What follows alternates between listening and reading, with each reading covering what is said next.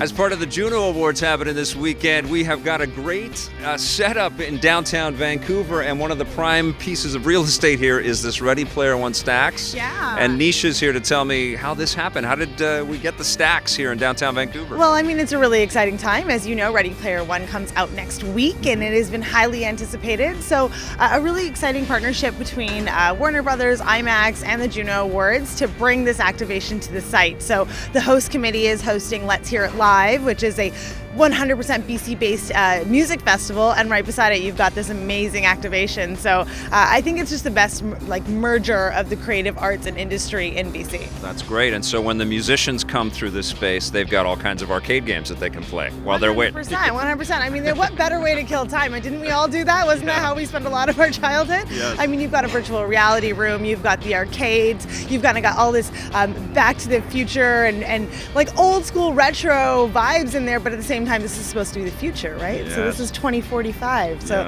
let's see what'll happen in 2045. Does the imagery from Ready Player One resonate with you? Are you fans of all of these different IPs that are represented in this movie? Absolutely. And the best part about this is that I walked in there now, and you've got a Star Wars poster and a Star Trek poster side by side, which is not actually as unusual as people think. But normally they were kind of like in one room and then the other room, or like the opposite ends of the wall. So seeing them side by side, I kind of chuckled. All of these properties that remind you of some time in your past. Your parents are engaged, and you've got children who are just as engaged because they're looking at this as their childhood is now. It's kind of like the movie is like an action figure collection.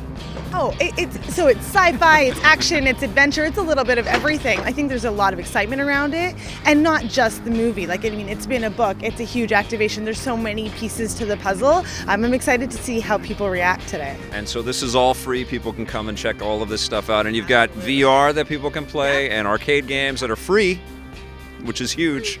I didn't want to leave, but I had to leave. I got other things to do. But the other cool thing is you actually have like a set piece in the middle of all this, right? Yeah, absolutely. So, I mean, you can basically go sit in the middle of the scene, right? This is you stepping into the movie. This is the opportunity for you to be a part of the experience. It's a completely immersive experience. Well, Vancouver is an amazing city, but we don't do these huge media events like this enough.